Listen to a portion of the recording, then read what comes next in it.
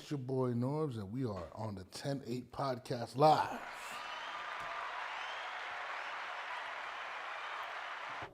I got my man John ICEMAN Scully gonna join us. I need an update on camp. We have one of the biggest fights of the year coming up between Arthur Beterbiev and Dimitri Bivol. I need the scoop on what's going on in camp. Also, everything that's going on in boxing right now, the Canelo deal, he signs a 4-fight deal. Benavidez wins last week. I got to catch up to John. I got to find out how does this all affect what's going to go on moving forward, because now David Benavidez is the number one contender for the Undisputed. We're going to get into all of that right after this.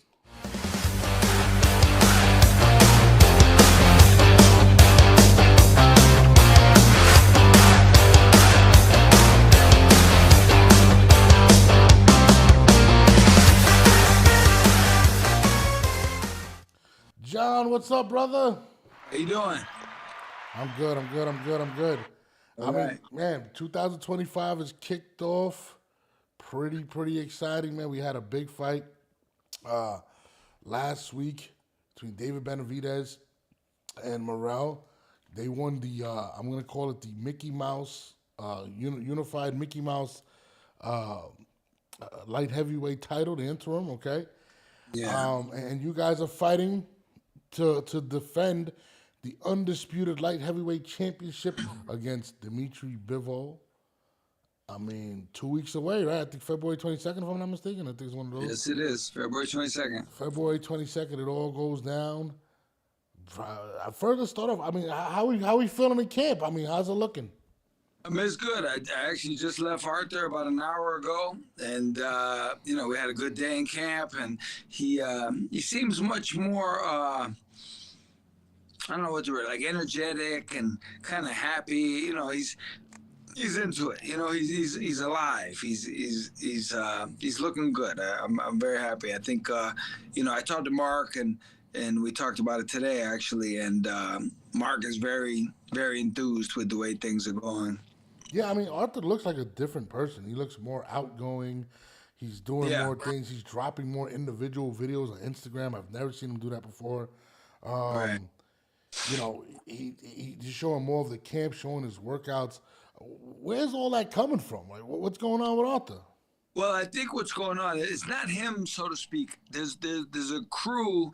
I think they're doing a documentary on him, or they're doing some kind of special feature, and it's like a 10-man crew. They've got all kinds of lighting and, all kinds of stuff going on. They've been there every day for a while now, doing all kinds of different videos and, just following him. So I think it's coming from them. And, Arthur's obviously, he's willing to do it, and as long as it doesn't interfere with his training. So it's good. It's good that people are getting to see a little different side of him that they probably never got to see before. No, I mean, I'm enjoying it because, Arthur always looked like a stone-faced killer, like no smiles, no nothing. But ever since the Dimitri Bivol fight, it seems as if he's in a different space mentally. He seems to be more in front of the camera. And of course, those are things that bring up his profile, because I feel like a lot of people downplay him because he's not a guy that puts his face on every camera or makes a quote or goes on the internet and starts trouble. He got you for that, John. I see your tweets sometimes, so it makes me laugh. You know what's funny?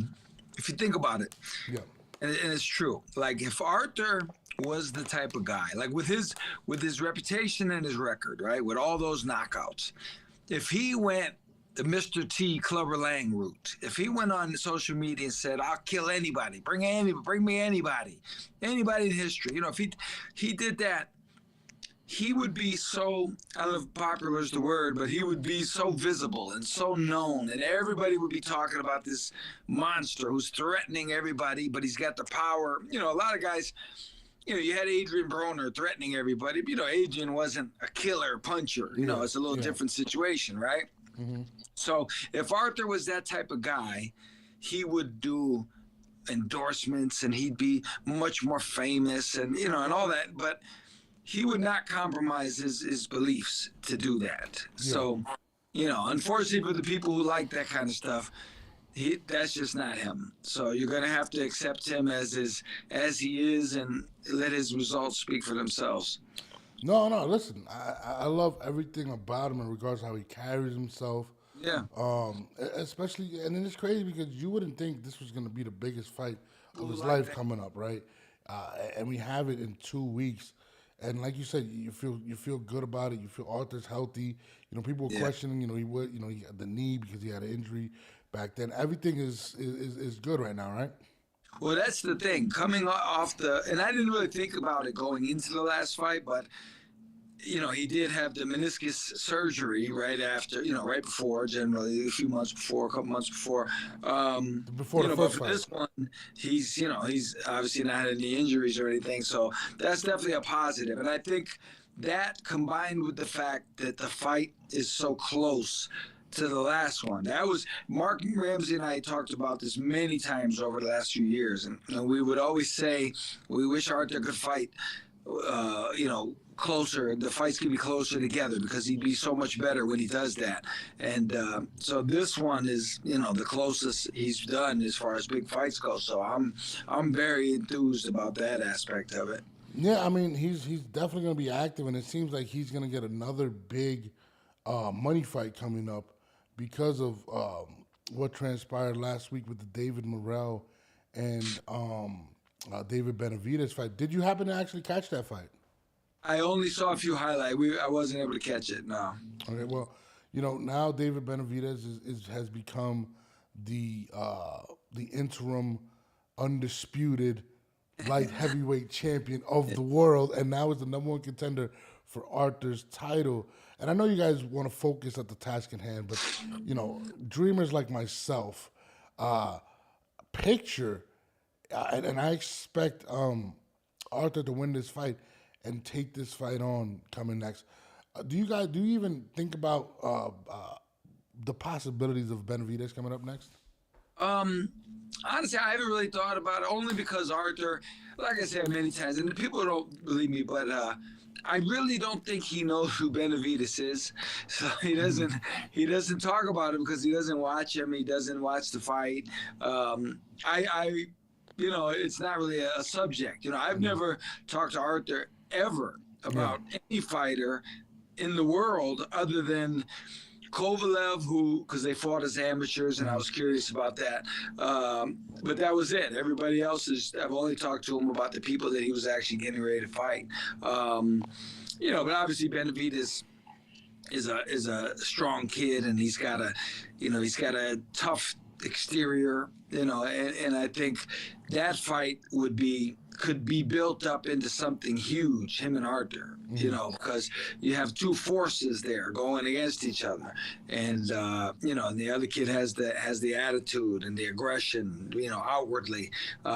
So I think that could be turned into something special because Arthur would kind of, in certain instances, he would be forced to react and say something. He'd get like now, Arthur fights and none of his opponents really disrespect him. Yeah. So there's nothing to talk about. You know what I mean? There's, Joe Smith, all these guys, good fighters, killers, but they didn't disrespect Arthur.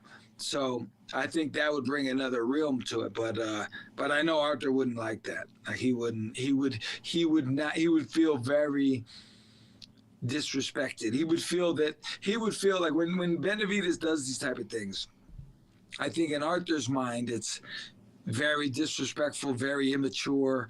I don't think Arthur would think to that level because he's just not that type of guy, and I don't think he would even want to associate with people who would act like that. So it's kind of a weird thing, I don't think Benavidez, if Benavidez mouthed off to Arthur like at a press conference, Arthur would laugh. Like I don't think Arthur wouldn't respond. It wouldn't mean anything to him really.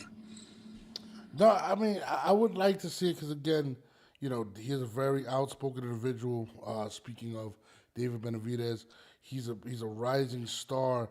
And there's a lot going on right now from 168 to 175, especially with what just occurred with Canelo Alvarez signing that big deal with Turki Alalshikh. And we know I know Arthur has a very good relationship with Turki Alalshikh, if I'm not mistaken, correct?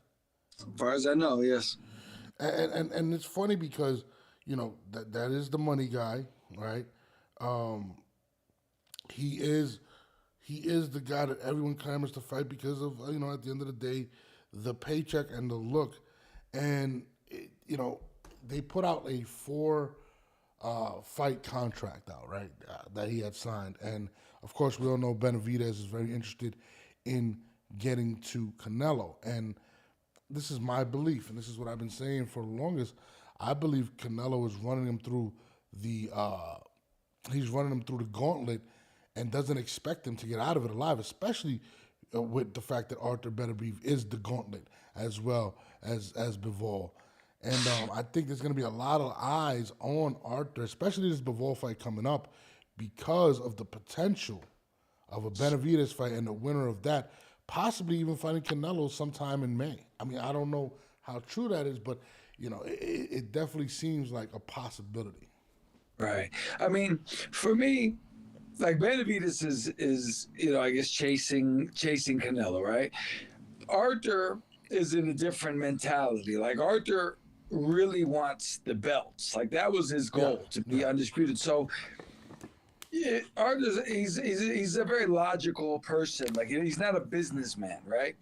If you asked him, would you fight Canelo? And he would probably say, well, he has nothing, he's not light heavyweight champion, so I don't know. Like I'd rather fight BIVOL, to clear that up, and then Benavidez, because Benavidez is light heavy and has a claim to a minor, I don't know what you call it, a minor title or whatever it is.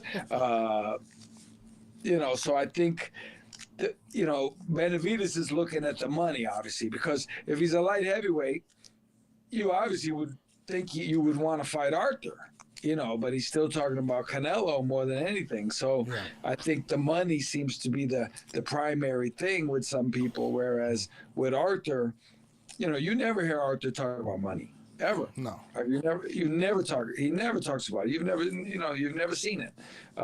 He talks about undisputed and being a champion and all that. So I think the mindset is different in more ways than one. The reason I bring it up too is because in the 4-fight deal, and I'll play for the fans so they can see this, right? I think it's this one right here. Canelo has an open date on the third fight in his contract, and that third fight, it has a rematch with BIVOL, right? But I look at it like this: why would Canelo?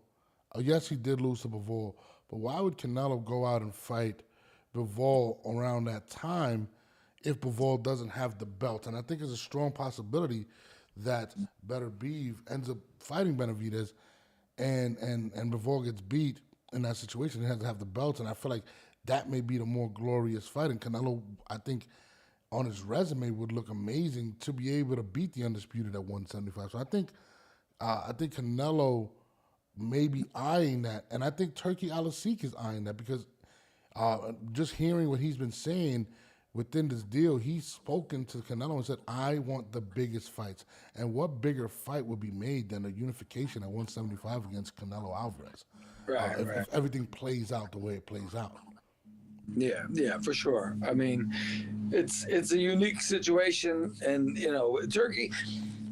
I'm glad he's involved in the game. Yeah. Like this is we've turned a corner, and he's here, and he's I like everything I've heard him say, and his mentality about things. He's a boxing fan. Like we talked about before, he brought the Ring magazine back.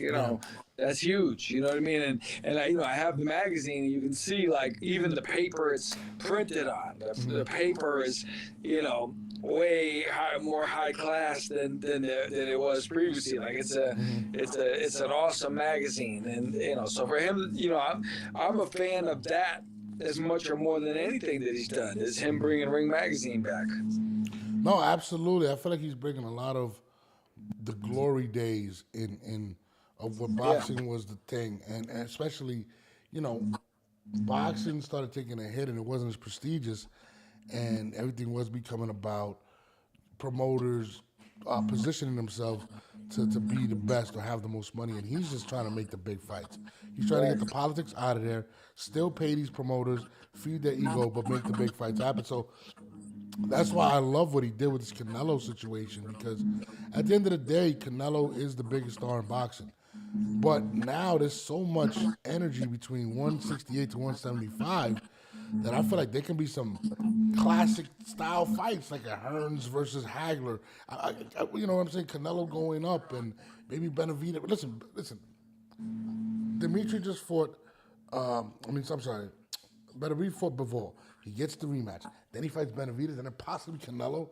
That's a crazy run, back to back to back to back. Right. For sure. Like it's heating up. Things are hot, and Turkey's behind it all. And like I said, I'm a fan. And I was just thinking while you were talking, something occurred to me, because he seems to be a guy. He's not afraid to go out on a limb, and throw some stuff out there, right? Imagine if he said, "I want Benavidez and Beterbiev in Riyadh, $20 million. The winner.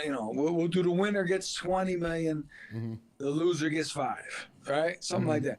But they're gonna fight in a 15 by 15 ring.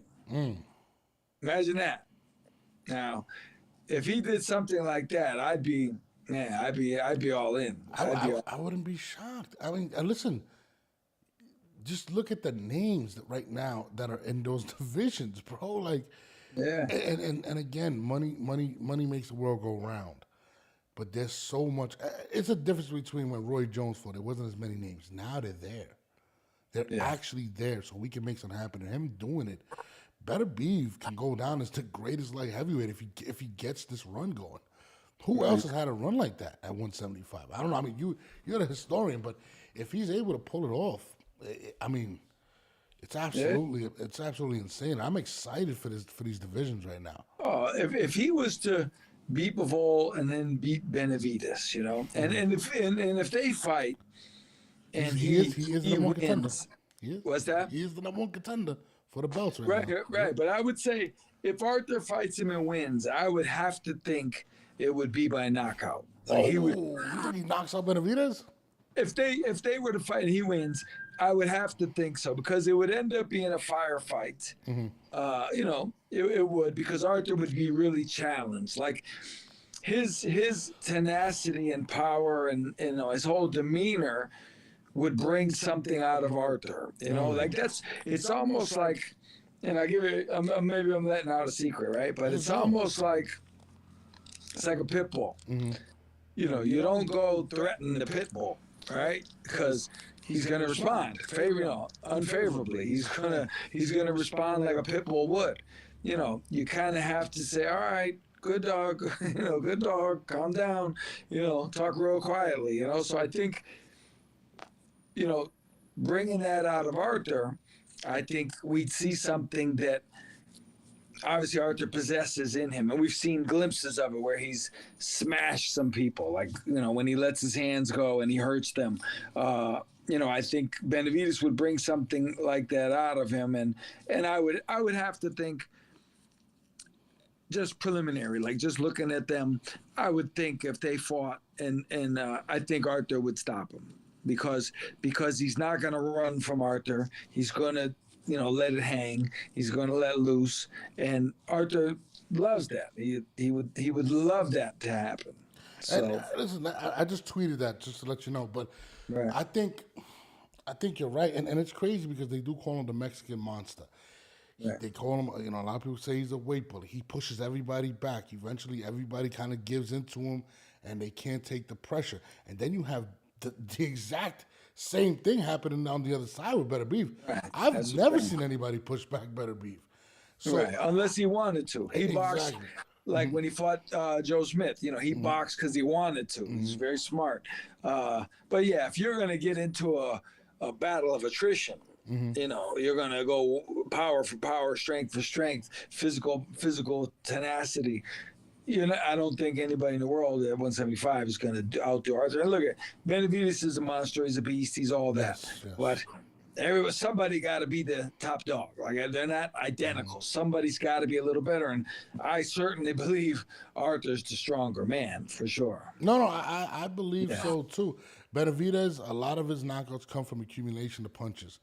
Right. He's but I want to see, and again, he's been known to, he's the bigger guy all the time. He pushes guys back. Can he do that with Arthur? And I think that's going to be the question. And I want to see if he can fight off his back foot against the pressure that Beterbiev is possibly going to put on him. So I'm with you. I'm so intrigued with a Benavidez Beterbiev fight, and I was happy to see that now he is the mandatory for the winner of this fight coming up. And listen, man, I don't see anyone backing down. I think Benavidez is an animal. He's the monster. People believe Beterbiev is a monster. I mean, but you saying the ending KO, I know Benavidez loves a challenge, and I know it's going to get to his ears, and, he does a lot of talking, and I hope this goes down sometime in September, October, which I believe will. Right. Yeah, I would have to think at the end of the day, that's going to be the fight the boxing fans are going to call for. That'll be the one. Like if you ask 100, if you ask 1,000 boxing fans who really follow sport and say, all right, at 175 pounds right now, what two guys would you like to see? Would you pay money to watch fight each other? No question in my mind, they pick Arthur and David. There's no question. No, and then listen, there's an added incentive in there. Again, I mean, we're looking at the winner of that, because we all know Benavidez again wants Canelo. Let's say you get 20 mil for that fight, Arthur. And again, I know money does not drive Arthur, but that fight alone, he beats Benavidez the way he does. We're talking about I'm talking about a mega fight that Canelo might have to take. I can't see him passing up that fight to fight BIVOL at that point. And I think Turki Alalshikh is very interested in making it. I didn't see, and it's funny because look, I'm going to read out the names. I'm going to play it for you guys, right? This is the list. He says Crawford in September, BIVOL rematch in I think it was in May, then October. Hold on, let me start it from the beginning. So Crawford, no, actually Jamel Charlo in May, Crawford in September. Then it goes to February. BIVOL, Shiraz, or Eubank. I'm gonna be honest with you. If Beterbiev does what he needs to do, I don't see how that's not the fight in none of those three guys. That's just me. And I think it'll be the biggest fight in the world, man, to be honest with you. And listen. And you know what's funny? Yeah. Turkey is the guy. I'll tell you what I compare him to. Have you ever seen a movie called Heaven Can Wait with Warren Beatty? No, I have not. Okay, it's about. I'll tell you briefly. It's about. He's Warren Beatty is a quarterback for the Los Angeles Rams, and he's getting ready to go to the Super Bowl, and he gets killed early. Like he wasn't supposed to be killed, but heaven brought him too soon, and he realizes that they made a mistake, so they send him back down to earth, but his body's already been cremated. So they got to put him in the body of somebody else. Yeah. So they put him in the body of a guy who's like a billionaire. The guy owns all these companies and whatever he does. And so he gets into his body and he wants to try out for the Rams, but he can't get a tryout because he's not really a football player. So he buys the team. And he wants to try out. So the only way he can do it is by buying the team. So they show the owner talking to a guy, and they go, "Man, what happened? Like, what tactics did he use to get the team from you?" And he goes, "Well, he offered me $200 million, and I said okay." And that was the end of it. He overpriced. He bought the team for like $80 million more than it was even worth back then. We're talking like 1980. Yeah. So Turkey reminds me of that type of guy where guys be like, well, I'm not sure if I want to fight. It's like, all right, how about I give you 10 times more than you've ever made in your life and 10 times more than you're ever going to make if you don't take this fight. So they take it because he just makes an offer they can't refuse. No, we just seen that with the 3-fight deal. When was the last time with the 4-fight deal, actually? Canelo usually doesn't sign those type of deals, 4 fights. He usually signs 2 fights and goes on. And now he's signing a 4-fight deal. So I can imagine the amount of money that was thrown at him to sign this 4-fight deal. But not just that. for that kind of money, you have to, you become sort of a slave to Turkey now, because you got to do. He's expecting something. He's expecting the biggest possible thing. Yes. That there is. Well, and if he says no, he goes, listen, I just paid you $49 gazillion. Yeah. You're fighting Artur Beterbiev now. Yeah. You can do whatever you want, but you're fighting Artur. I just found it ironic that in that May slot for 2026, that Arthur was not mentioned. Chris Eubank was mentioned. Another light heavyweight was mentioned with BIVOL. I'm not really familiar with him. But Arthur Beterbiev was not. And the likelihood, there's a strong possibility that he may be the undisputed at that point at 175. So I definitely, I think there wouldn't be a bigger fight. You know what I mean? Yeah. Like, I was very surprised why he wasn't. But I think Turkey's definitely going to push for that. And Turkey, again, like you said, not that you're a slave or whatnot, but when somebody shells out that amount of money, right? Yeah. You got to give them. You got to give them what they.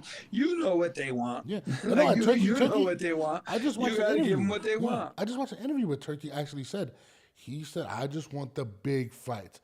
What bigger fight if Beterbiev does what he needs to do? Let's say he wins these next two fights. Let's say Canelo beats Crawford. Is there a bigger fight than Canelo and Beterbiev and May? There isn't. No. There isn't. But I did find it odd that he was not mentioned within those fighters. Why do you think he wasn't mentioned, though, Iceman? Well, sometimes Arthur's not mentioned by a lot of guys, right? Mm-hmm. And I don't know. I mean, he's conspicuous by his absence. Let's put it that way. I mean, you're undisputed light heavyweight champion. You've got a 99% knockout ratio. Why wouldn't you be mentioned? Why in the world would you not be mentioned? So it's funny, but him being not mentioned probably brings more attention to him than if he was. Because if he was, he'd be kind of one of 4 or 5 people that were mentioned. But now that you don't mention him, now everybody's got to bring it up. Like, hey, why didn't you mention Arthur? You got to mention Arthur. Yeah. So, I would think maybe they did it on purpose, just to get people talking. Yeah, and again, I can't. And listen, with the relationship Turkey has with Beterbiev, when I've seen them interact, I've seen Turkey speak of him very highly. I've seen Beterbiev speak very highly on Turkey. I don't see Turkey not having that in his back pocket. Like, well, by the way. Right. How could you not? Yeah. How could you not? Yeah, and listen, people are going to want to see that if Beterbiev dominates the way we expect him to. Right. That is the biggest fight that can happen in 2026 if he does what he needs to do. Right. I mean, just being honest, and it puts Beterbiev in such a big spot, man. Like, this run that he's on right now, especially now, listen, he was on a run already, but now getting the name recognition, getting the Benavidez, getting the Canelo's, that puts him somewhere where a lot of fighters in the division have never been. If he completes that run, gets Canelo, gets everyone, where would you place Arthur? Because he's already 40 years old. We don't know how much longer he's going to do it. Where would you place him in the history of the light heavyweight division? If he comes through like that, if he beat BIVOL twice, Benavidez and Canelo, plus everything he's already done. I mean, he's gotta be up there. And I tell you what's a funny thing, and I've been guilty of this too. Sometimes, like a lot of fighters have said, you won't appreciate me till I'm gone. You won't appreciate me till I'm retired, right? Mm-hmm. And when you think of legends, you think of legends of the game. A lot of legends of the game weren't considered legends while they were in the game. It wasn't until after they retired, and then in hindsight, people started saying, man, this guy was really good. Like, look at his career. Look who he beat. You know what I mean? And so I think he's going to go down bigger, because after he retires and people look back on what he accomplished, they're going to realize, you know what I mean? And I've done that with fighters. I'll tell you a guy I've done that with recently, and it never even occurred to me. If you remember Sambu Kalambe. Okay. You remember Sambu Kalambe? Mm-hmm. Sambu Kalambe does not get mentioned at all, but yet people only remember him for getting knocked out by Michael Nunn, right? If you look at his career, he was amazing. He was the first guy to beat Mark McCallum. He beat Iran Barkley. He beat Doug DeWitt. He beat Robbie Sims. Like, he beat so many guys. I believe he beat Harold Graham. You know, he was a special fighter. But I think in hindsight, people are, you know, even people who I'm bringing this up to right now, and they look into him, they're going to say, wow, other than getting stopped by Michael Nunn, this guy was incredible. And some fighters just like that. They don't get the credit until after they retire. No, and also, you know, some divisions don't have the biggest stars as well. And with social media today and how people view, I mean, listen, right now, he has the biggest fighter within arm's reach in our era in the last few years with Canelo. So, I mean, I believe if he gets him and beats Canelo, and let's say he stops him, because Canelo's never really been, I mean, he's got hurt one time in his life when he was young, but he's never been stopped. That adds to the legend of Beterbiev, and I think it might put him in the top 10 fighters ever. I mean, I would think he would stop Canelo. I would think. Really? I mean, because you got to realize one thing. Canelo is, I don't think people realize how small Canelo is physically. And I always remember this. And you could Google this. You could pull this picture up. Pull up a picture of him and Triple G at their weigh-in, right? I remember seeing it on like fightnews.com or whatever it was. And I was like, man, Canelo looks like a little kid next to Triple G, right? Well, Triple G looks like a little kid next to Arthur. You know what I mean? Like, he's way bigger than these guys. Canelo is, I think he's only, I don't know, 5'7", 5'8". You know, he's not a big guy at all. And you know, he does his strength training or whatever he does, you know, and he gets strong, right? So he's a strong little guy. He's a little fire plug. But you know, you take a really small, strong guy and you put him next to Arthur, who's a really strong guy. Well, Arthur's going to be the stronger guy, 100%. And, you know, it became apparent to me, and it was only one fight. It could have been an off night. But when he fought BIVOL, you know, there was times he was pinned against the ropes and BIVOL was all over him, right? Yeah. And he was against the ropes because he had to be. You know, you don't generally go to the ropes on purpose unless you're Floyd.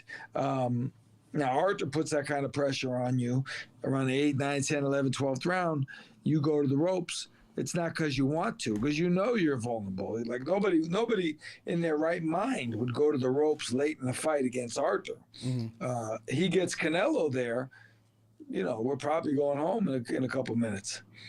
Man, I'm not gonna lie, man. This Turki Alalshikh got me so hyped because when I seen the first person I thought about was you.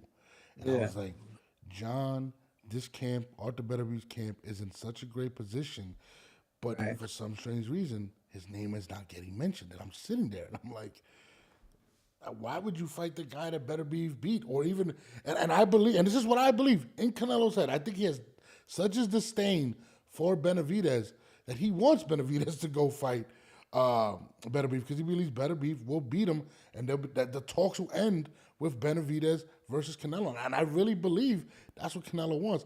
But again, if that were to happen, then everybody would want to see Beterbiev in May. Right. Yeah, for sure. So I was like, man, John, Beterbiev maybe, if everything plays out, he may be the biggest fighter in the world, because he's gonna get the opportunity. Or if he doesn't get the opportunity, people are gonna question why not. Right. Yeah. Of course. Yeah. He'll be, like I say, he'll be conspicuous by his absence, for sure. So hold on, so my man right here on YouTube, I'm gonna take this question. He says, Mr. Scully, can you tell us, for non-professionals, how much going up one weight class makes a difference in power? It seems like 10 pounds shouldn't make that much of a difference, but obviously it does. That was a question for you, Skull. You know, I'll tell you what. Years ago, this 80s and the 90s, it was a big deal to move up in weight, right? It was a big deal. They always question, is he going to bring his power with him? Is he going to still be strong? You know, now guys move up and down. They even come back down, and they do it like nothing.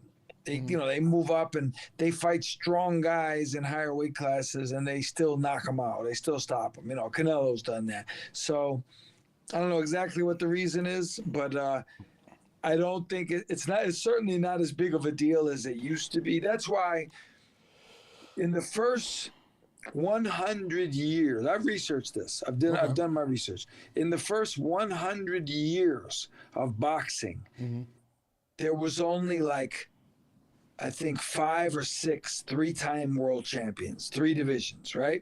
Only 5 or 6 guys, and I think like Arguello was trying to be the first one to do the 4, right? That was in 82.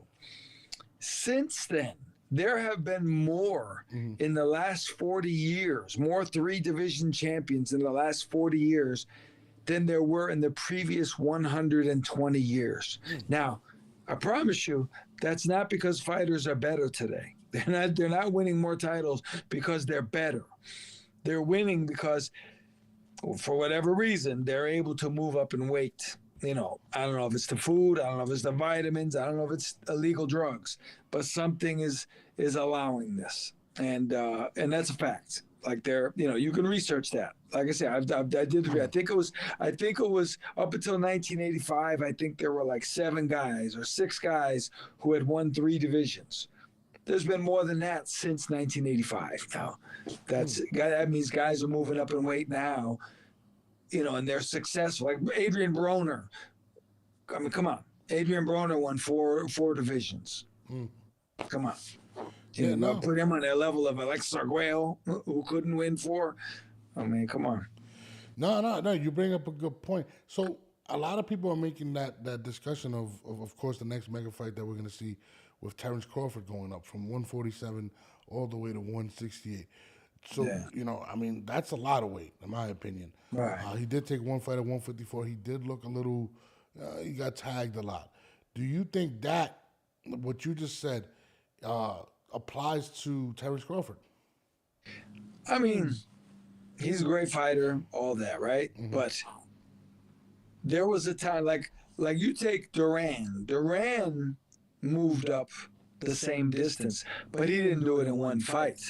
You know what I mean? Like he did it over the span of years, and he took his time, and jumping that much.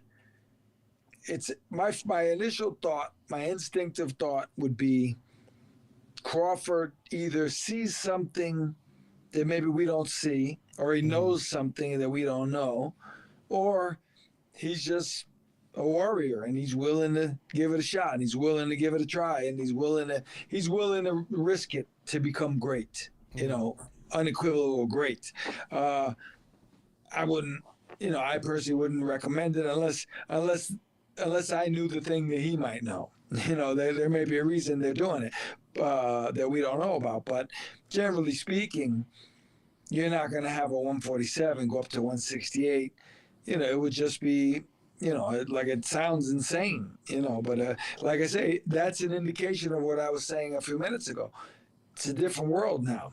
Nobody in their right mind back in the 80s would move up that much. There's no way. Hagler, as awesome as he was, one of the greats of all time, Hagler never left 160. They had talks about him going up to 175 to fight Spinks, and he didn't do it because he knows, he knows it was too big of a jump.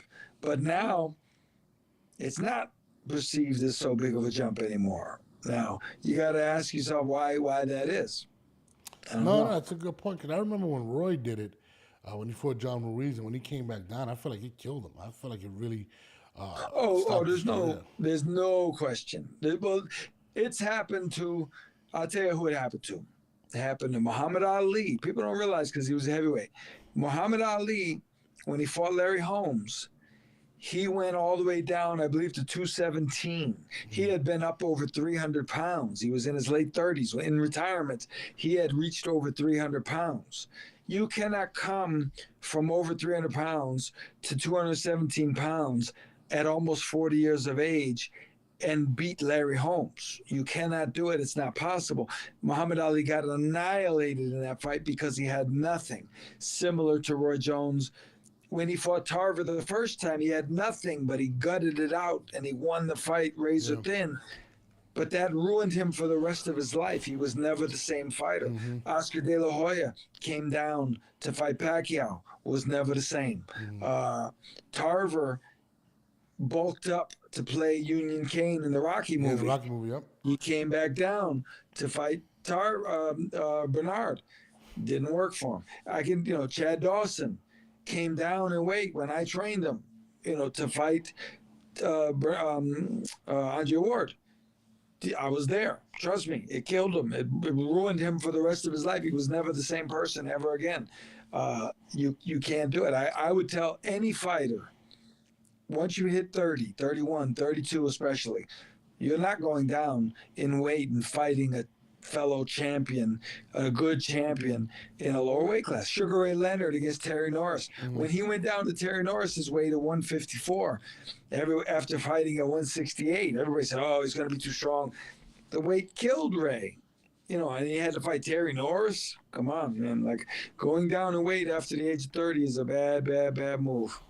No. Listen, I'm with you, man. I remember when Roy did it, and I'm a huge Roy Jones fan, and I remember when Antonio Tarver told him, any excuses tonight? And that round, right to the first and second. Right, but he fought Tarver before that. Yeah, he did. He fought him, yeah. Yeah, like that was the fight when he said, any excuses tonight, that was based on the first fight, which Roy won, but Roy went through misery to get that victory. Yeah. If he didn't win those last 2 rounds, he wouldn't have won the fight.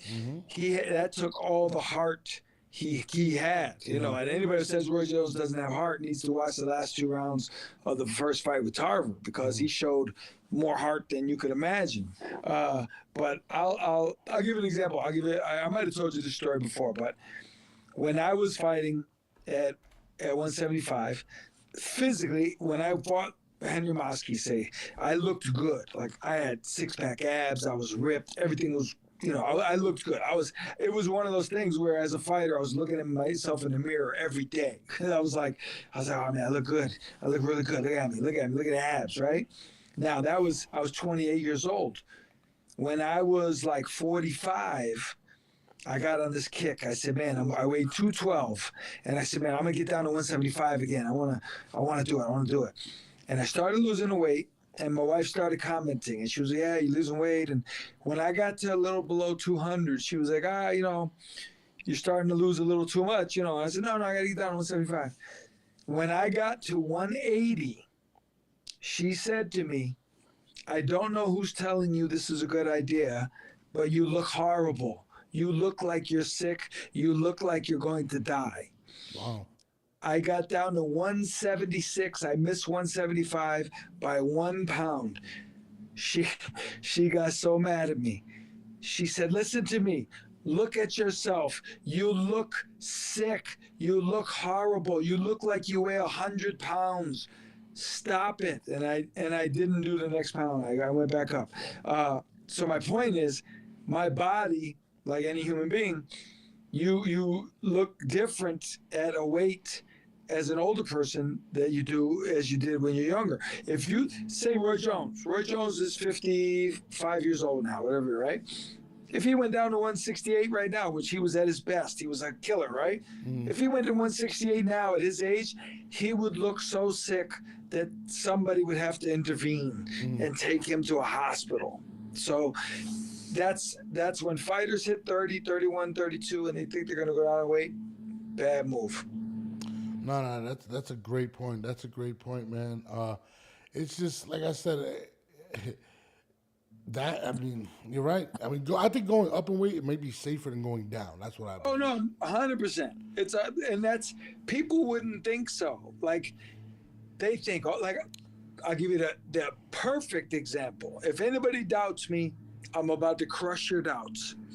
Chris Bird going down to light heavyweight to fight Sean George after he had been 2-time heavyweight champion of the world.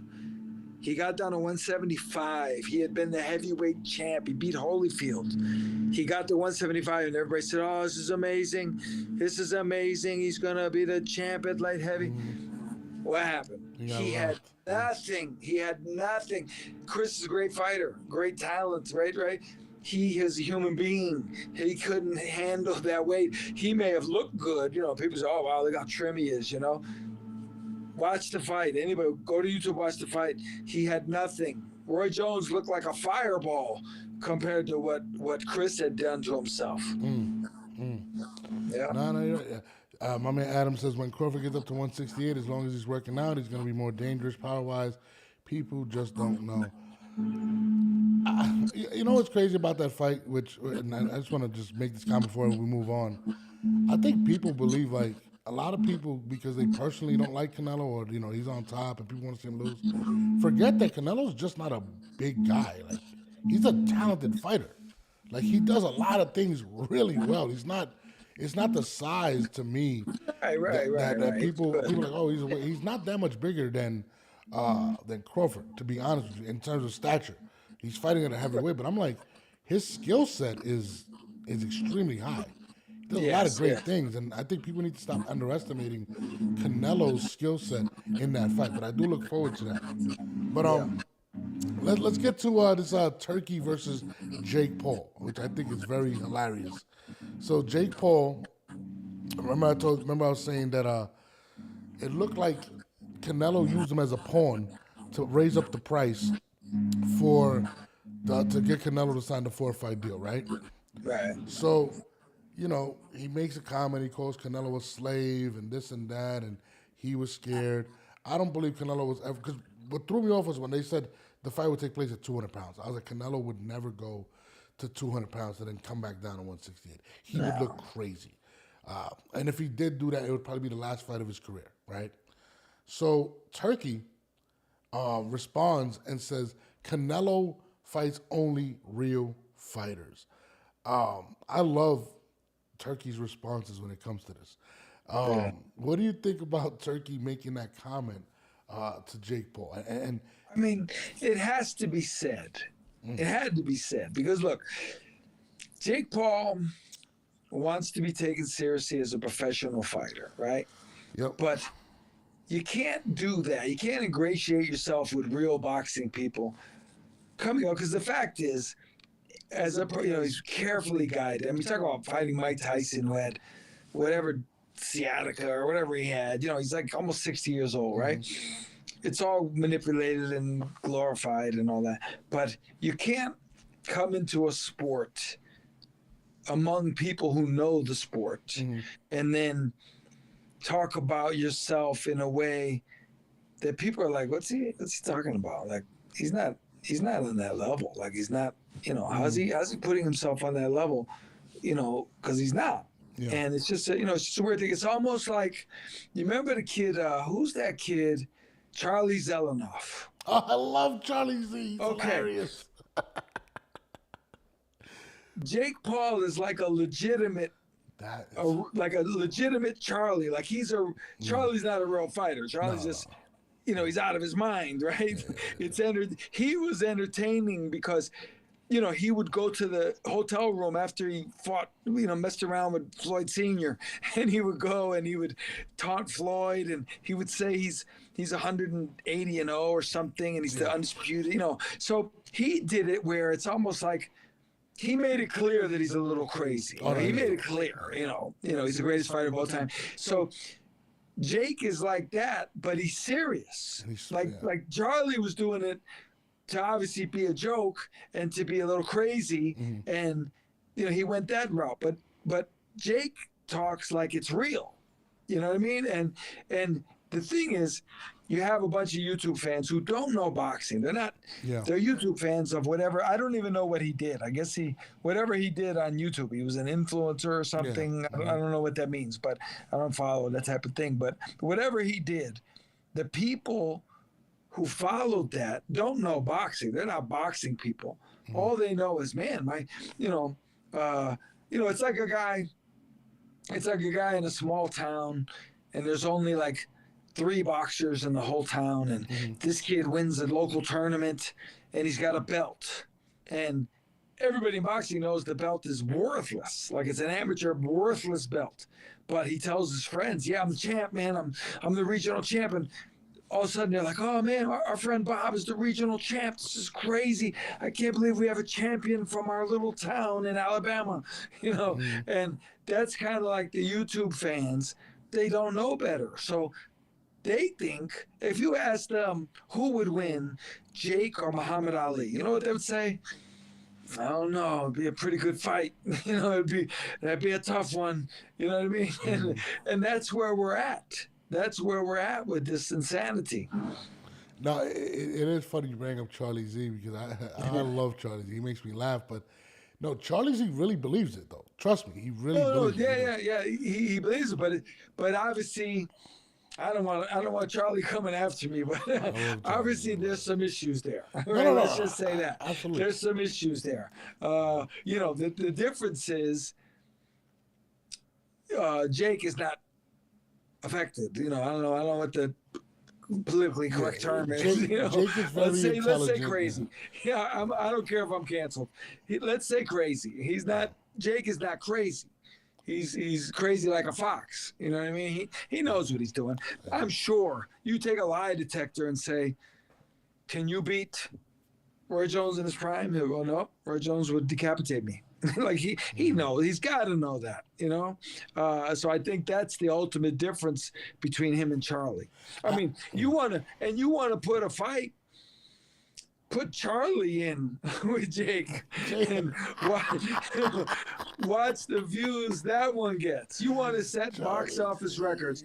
Charlie Zelenoff, Charlie Z, Jake Paul, we are talking phenomenal ratings. And the vast majority of those people, all due respect, will have no idea what's going on. They will have no idea that what they are watching is a joke. They will take it serious. It's funny. Charlie Z might have a better resume than Jake Paul because he actually did fight Deontay Wilder. You know, not in the ring. He gave it a shot. Hey, he went at it with Floyd Sr. for a few rounds. Yeah. And, Charlie Z might have a better resume than Jake Paul right now. That's crazy. But I find it extremely hilarious, though, that Turki Alalshikh has went on the attack. Look, he did this one, too. He said this. I think Canelo, too young to take this fight. You can have it after 30 years, when he is 60. Let them bring Mr. Beast, and we can sanction it with Disney for the build of the YouTube. And everyone will subscribe and see it. Jake Paul versus Mr. Beast. Everyone will see it in the YouTuber build. I think this guy is awesome. I'm sorry. I'm becoming the biggest Turki Alalshikh fan. Yeah. He says it without even cracking a smile, Iceman. And I'm sitting there and I'm like, my daughter watches, what's his name? Mr. Beast. So when he said it, I had to listen again. I said, wait a minute. Did he just say that Jake Paul should fight Mr. Beast? And it's hilarious because, Jake Paul is pissed because Turki came and outbid him for the Canelo fight. They're going back and forth, and the shots are hilarious. But to Turki's defense, he's taking the purest route with it. He's like, he's not a real fighter. He said Canelo's 30 years too young, taking a shot at the fact that he just fought Tyson.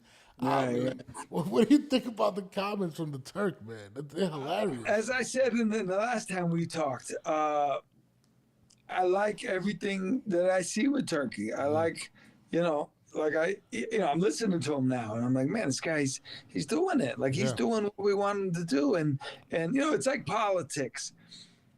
Somebody might on the surface might go, that guy Turki, he thinks he's big time. He's taking over boxing, but listen to what he's saying. Listen to what he wants. Listen to what he's trying to accomplish, and then factor in that he saves Ring Magazine. I mean, this guy's legit. You know what I mean? He respects the history, yeah.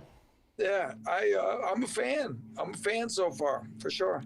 No, man, listen, the stuff that he said, even look at the announcement. I'm going to play the announcement when he comes out and basically confirms that he has the fight. It's just great. Watch this. Canelo in Riyadh in May, the big fight in the history of boxing. In September, then 2 more fights in 26. Don't miss with the lion.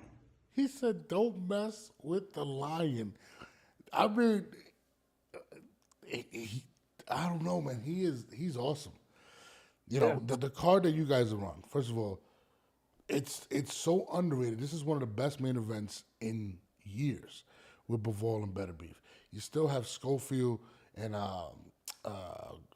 Shakur Stevenson. You have a loaded card. He's giving the fans and not forcing these fighters, but making it to where these fighters can't say no to take these fights.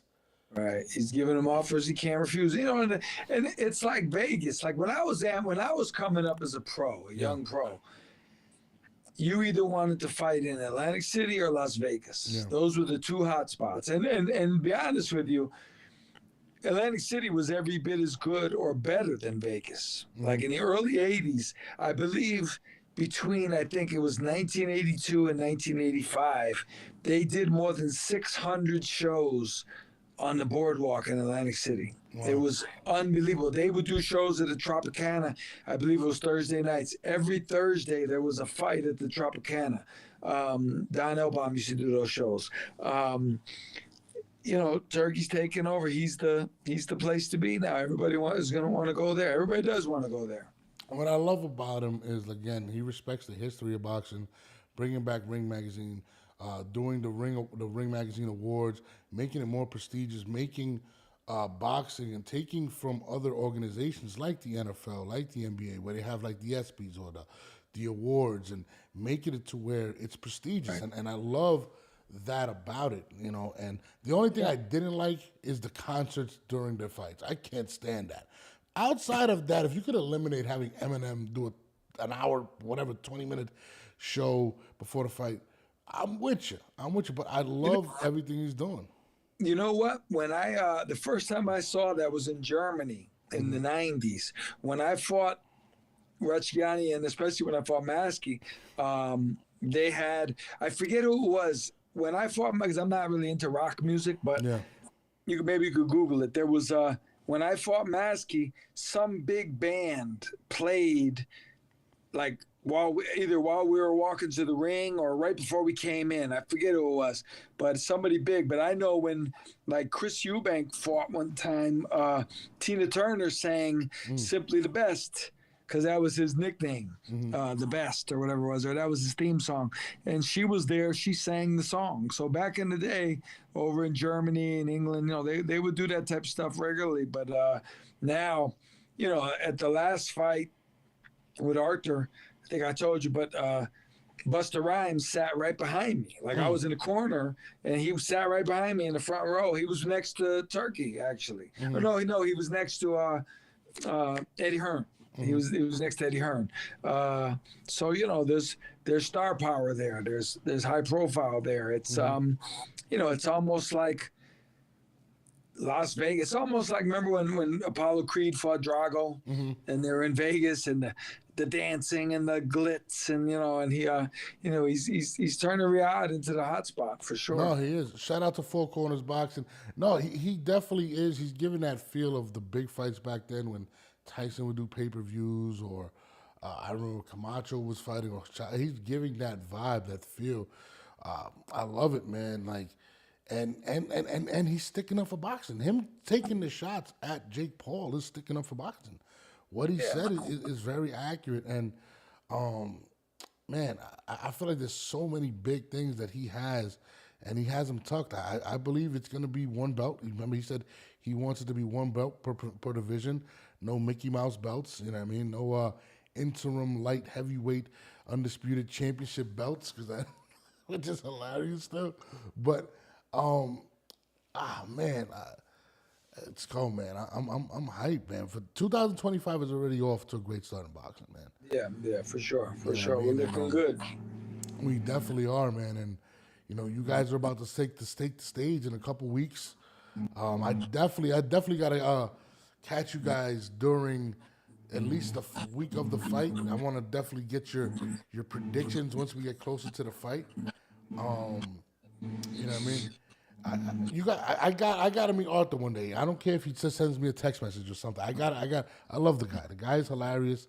I'm rooting for him. You made me a fan of him To be honest, because you're my guy. I tell people all the time, Skull's my guy, man. You know what I mean? And we definitely got to catch up with that. Is there anything you want to add? You want to add to that? I think we covered it all. We did well. We did a good session. But I'm just excited about it. And I know Arthur's locked in. And I think even a little bit more this time. I don't know.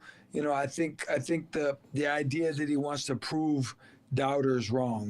People. He knows it was a close fight, and I think he wants to prove some doubters wrong. He wants to make things clear, and I think you're going to see a lot more intention from him this time, which is awesome because he always has good intention. The best thing, and again, we spoke about it earlier in the show, is that now the name recognitions of the fighters he's going to fight are going to equal to the respect that he should get.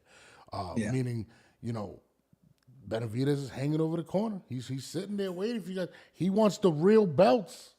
This is what he said. He's the number one contender. And like you said, if it goes down, you believe he's going to stop him. So I know right now Arthur is locked in right now. I believe he understands, and I believe your camp understands the opportunity you guys have. And a lot of it, shout out to, again, Turki Alalshikh. But I think history in 2025 is going to be made. This may be one of the best years that we've had in boxing in a long time. Yeah. Oh no, I agree 100%. This show is, and along with the Benavidez fight, kicking off the year right. Yeah.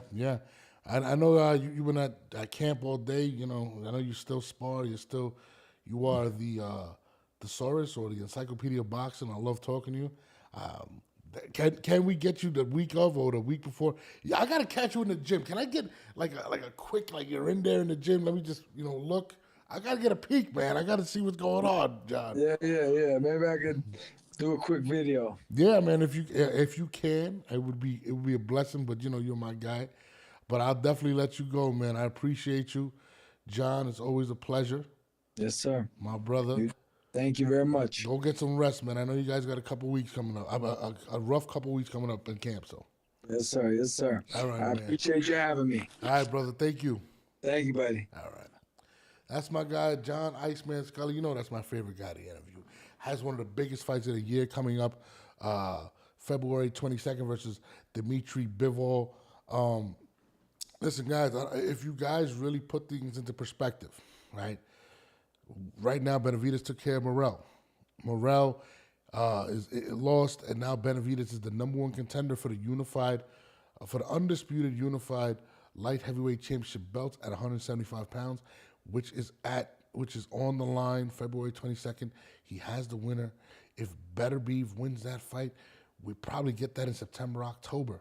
You get Canelo versus Crawford in September. That fight goes on. Canelo is possibly going to fight in May against BIVOL. But why would you fight BIVOL? Especially if he loses coming up when Beterbiev is there and the opportunity if Beterbiev beats Benavidez. So I think there's a lot of possibilities. I did find it very weird that Beterbiev was not mentioned in none of these conversations. And especially when you're mentioning BIVOL. So I think Beterbiev is setting himself up for a huge 2025, 2026 at 168 to 175 is going to be major. Shout out to everybody in the chat. Shout out to the couple hundred people that we have in here. You know what I mean? Shouts to y'all. I am supposed to be on another podcast tonight. I'm going to check that out, but I'm going to let that go right now. Appreciate y'all for calling in, for tuning in. And that's it. It's your boy Norbs, and we are out of here.